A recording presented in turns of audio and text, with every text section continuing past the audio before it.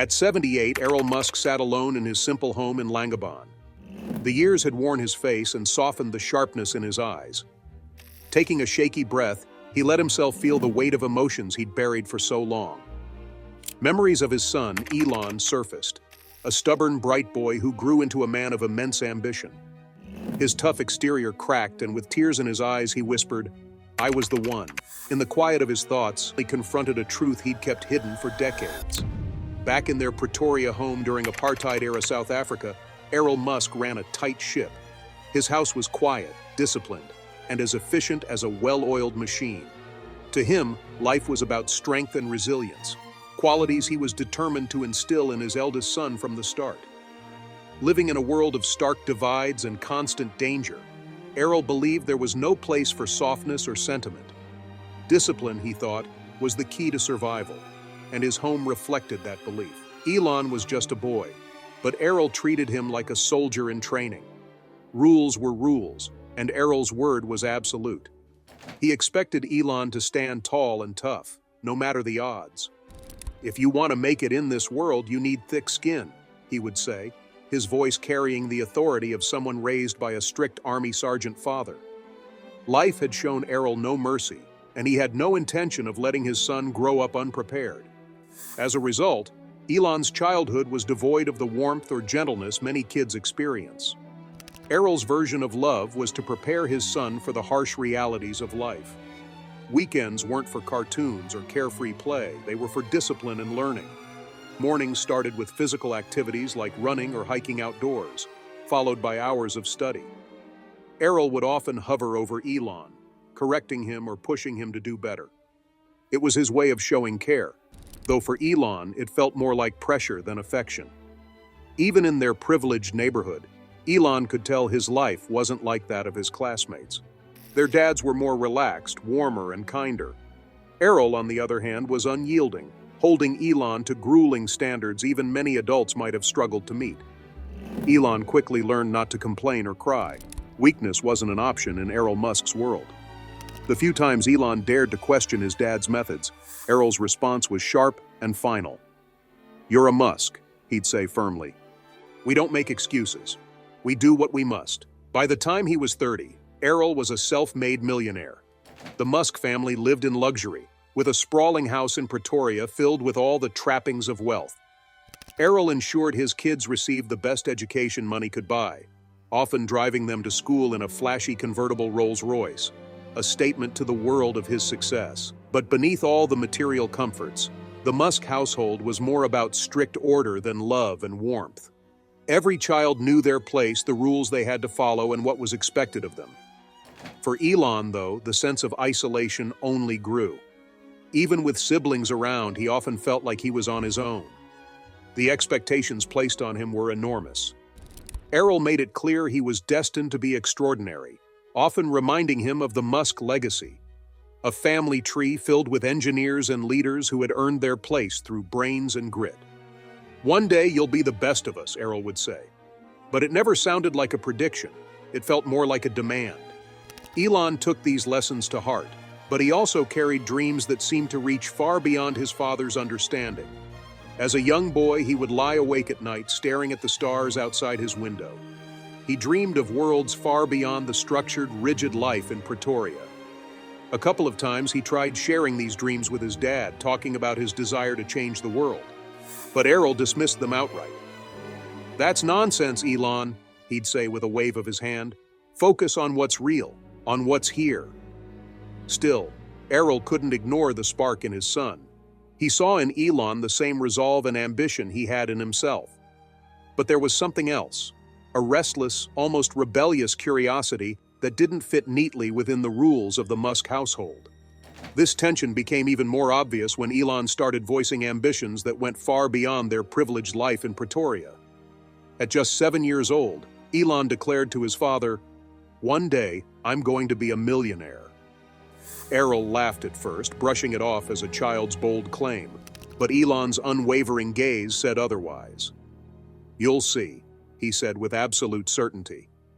In that moment, Errol felt a flicker of pride in his son's determination. But there was also a hint of something else. a realization that this boy might actually surpass him someday.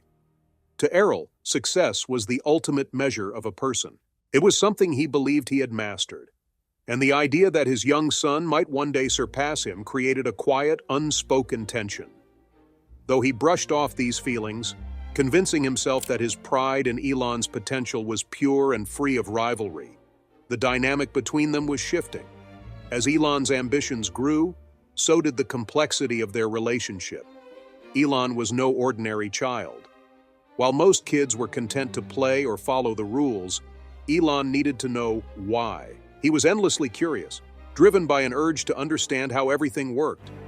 When Errol brought home parts from his engineering projects, Elon would sit with him, studying each piece with a focus that seemed beyond his years.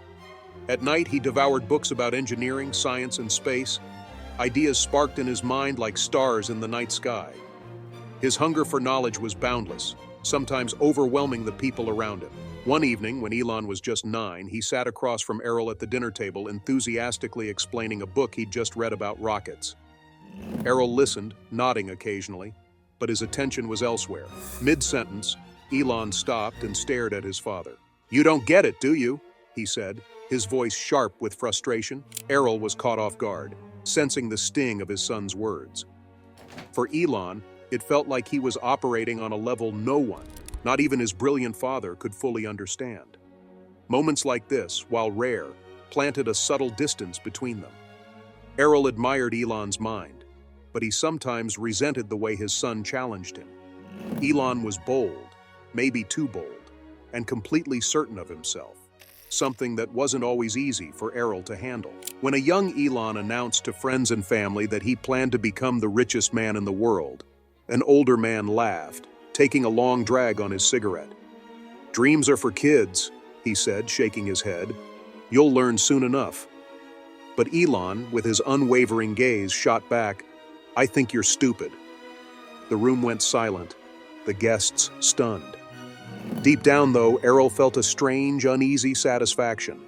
His son had a mind of his own and wasn't afraid to stand up to anyone, something that was becoming increasingly clear. As Elon grew, his dreams grew with him. He stopped talking about just money and started focusing on ideas that could change the world.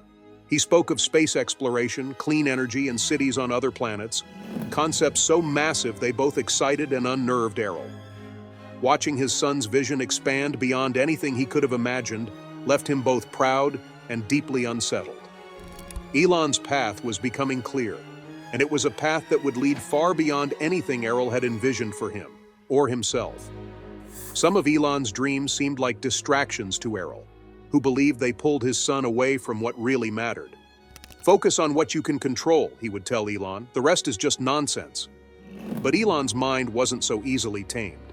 At just 8 years old, Elon's world was turned upside down when his parents' marriage fell apart, leaving cracks that ran deep through his life. The Musk household had always been strict and often cold, but the tension became unbearable as Errol and May's relationship deteriorated. The days that once followed a disciplined, predictable rhythm now felt volatile, disrupted by arguments and an ever-present quiet tension that hung in the air. Even though he was too young to fully grasp the depth of what was happening, Elon sensed it all.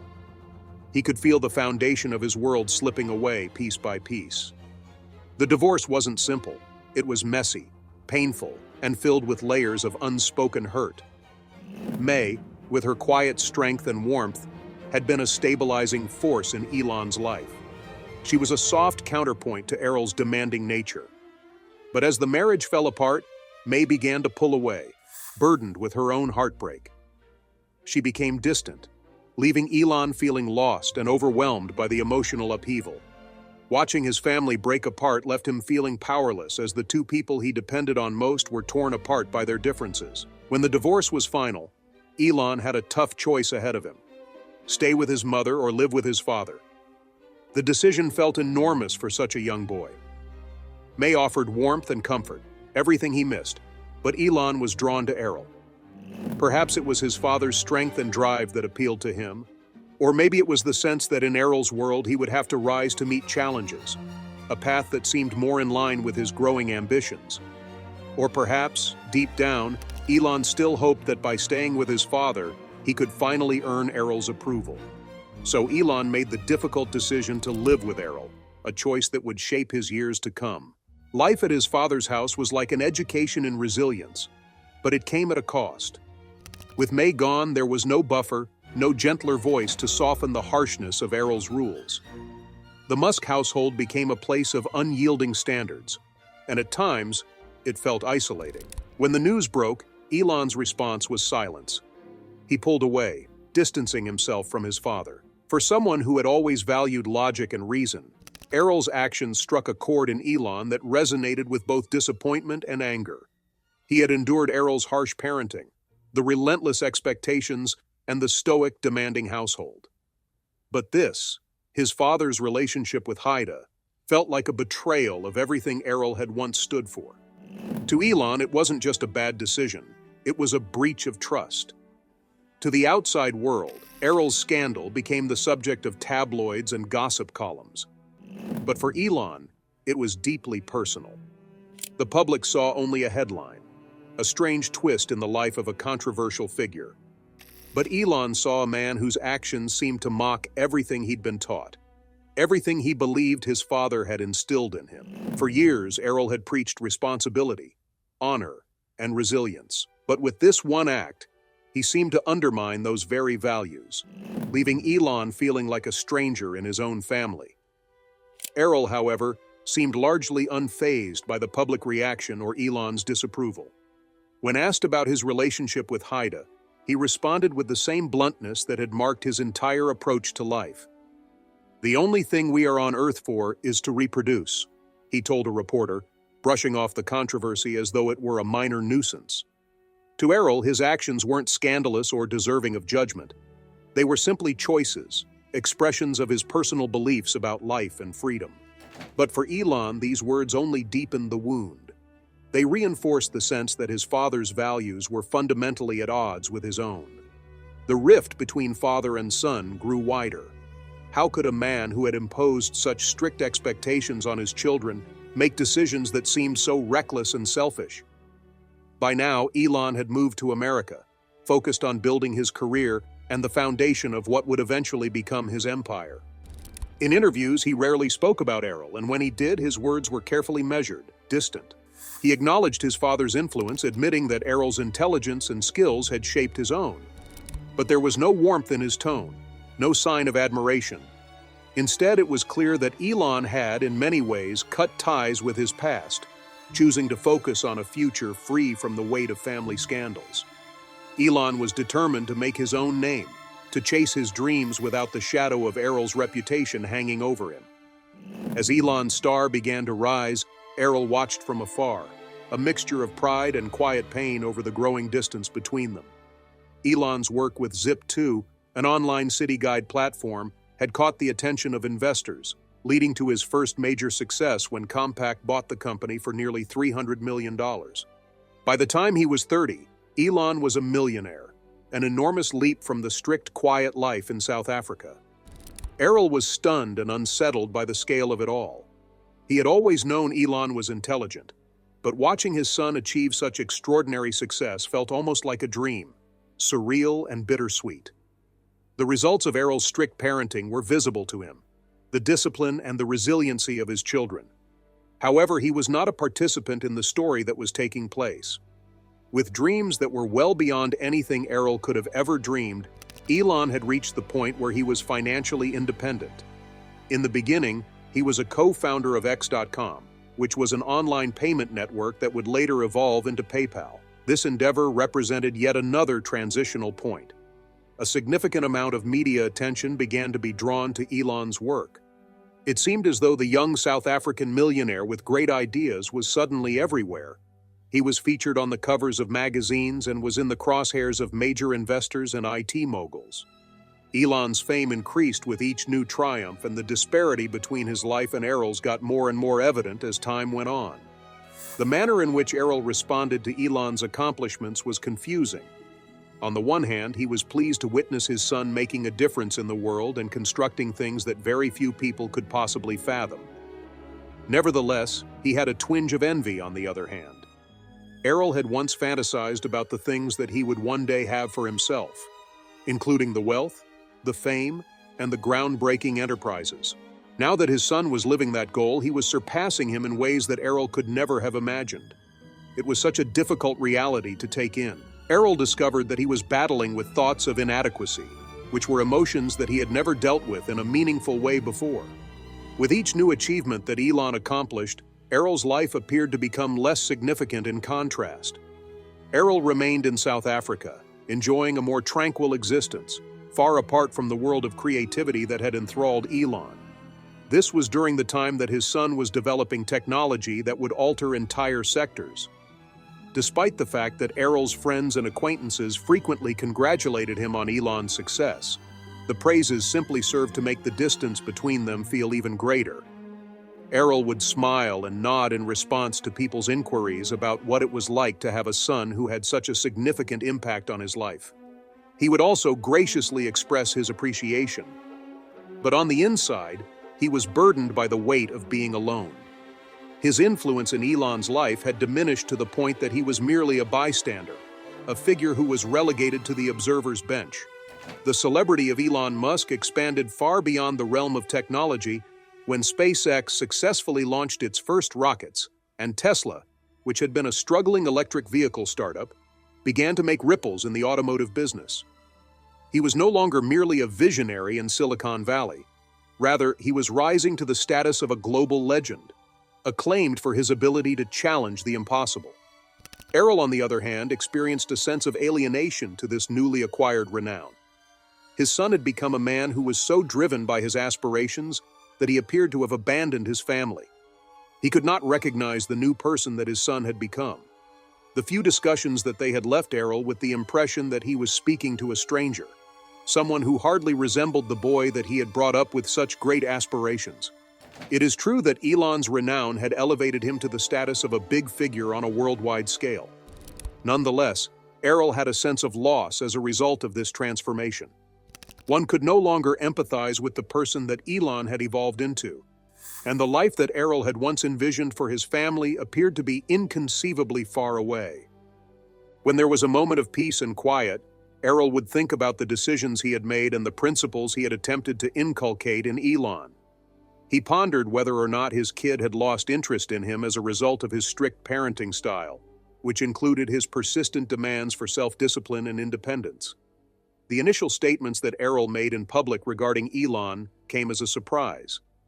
During an interview, he did not hold back from expressing his disdain of various elements of Elon's life and decisions, which was an unexpected revelation. He referred to Elon's accomplishments as child's play, and although he acknowledged his son's intelligence, his statements were tinged with an evident sense of envy. The comments that Errol offered appeared to be harsh to the world, particularly when considered in light of Elon's immense success and widespread regard. However, these were the only words that Errol could find to explain the complicated feelings of frustration and wounded pride that he was experiencing as he was writing. The significance of SpaceX's accomplishments was minimized by him, and he cast them aside as being of no particular importance. It was his remark that he dismissed the pioneering spirit that had been the driving force behind Elon Musk's endeavors. "People have been sending rockets to space for decades," he said. Equally disdainful of Tesla, he suggested that electric cars were always an apparent next step for the automotive sector. He was also disparaging of Tesla personally.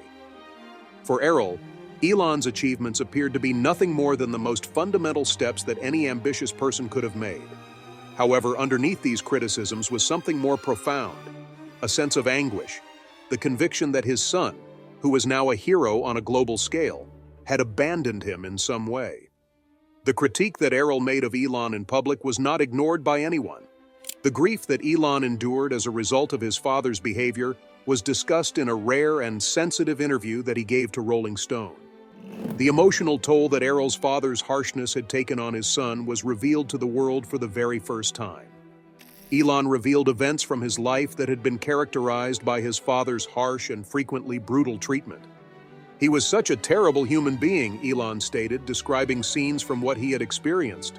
Elon discussed the profound influence that those early experiences had on him, demonstrating that despite his tremendous success, He had battled with the long-term ramifications of his father's words and deeds. He said that these experiences had a profound impact on him. In the course of the conversation, a picture was created of a man who had attempted, against all odds, to reconcile with his past, but who found that he was repeatedly injured by the same person he had previously looked up to.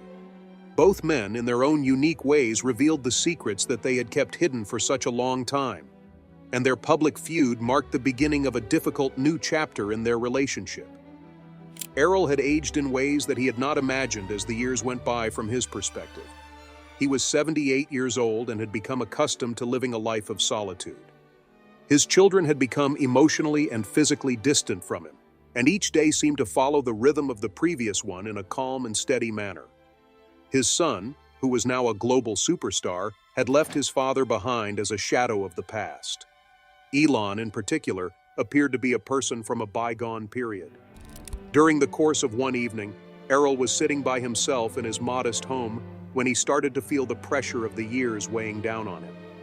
The photo of Elon when he was younger, with eyes that were brilliant and filled with the spark of determination that had defined him for such a long time, was in a picture frame that he picked up from a side table on the table.